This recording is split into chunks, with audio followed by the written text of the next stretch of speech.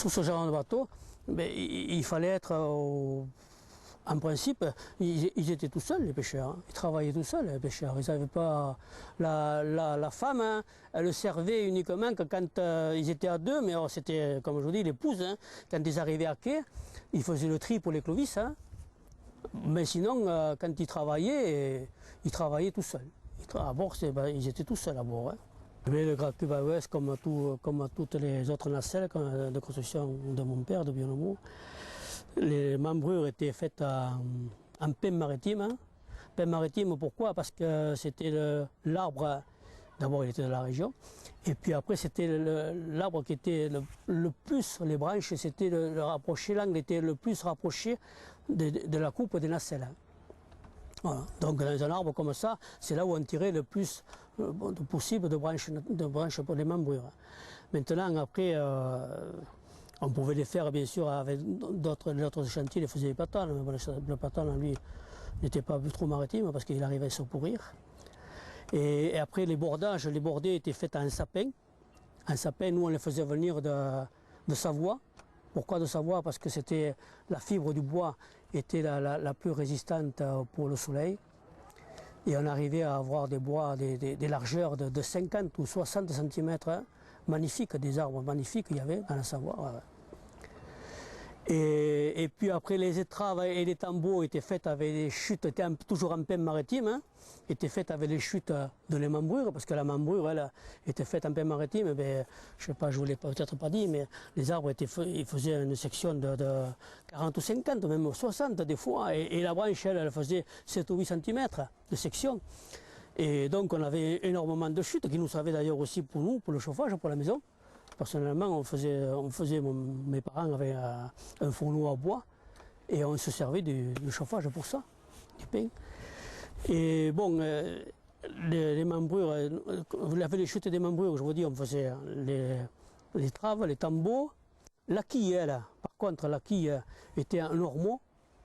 L'ormeau, c'était le bois qui était le plus résistant pour nous et le plus facile aussi à percer parce que la quille, après que ça c'était la quille, c'était quand bien sûr, je parle de la quille mais c'est qu'avec les moteurs ça, c'était celle-là, elle n'a pas eu le moteur, mais l'ormeau c'était le plus facile à percer pour percer le tubitambo quoi. Sinon c'était en pain et sapin, les nacelles étaient toutes en pain et sapin, c'est chez nous, voilà. Mais les rodons, les plabords, les rodons étaient faits en hêtre, hein, de la colle. Hein. On les faisait venir de la colle. Pourquoi de la colle? Parce que je pense que mon père, quand même, il avait choisi ce bois, c'est qu'il y avait une raison, c'est que d'abord on avait des grandes longueurs. On mettait des rodons nous, qui faisaient, c'était pas beaucoup de chantiers qui faisaient ça.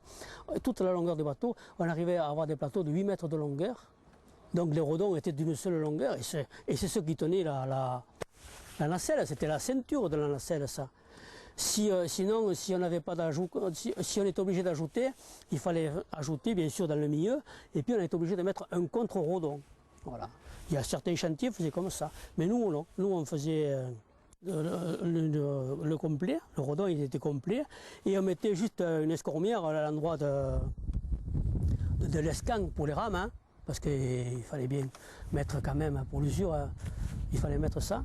Les termes étaient c'est pareil, les termes avant et les termes arrière. Les termes avant étaient arrondis un peu, et les termes arrière, lui, bien sûr, étaient plats pour pouvoir s'asseoir, pour pouvoir tenir la barre du gouvernail.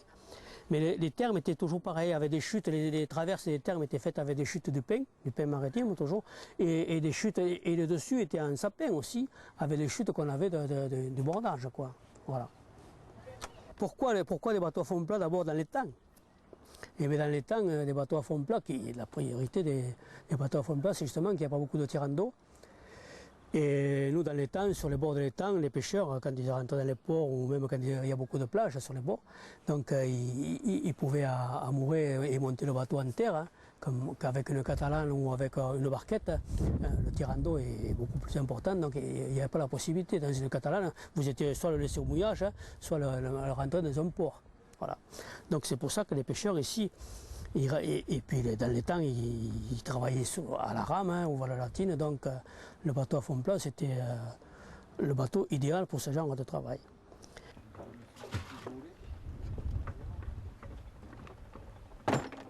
Et moi je fais rien alors là.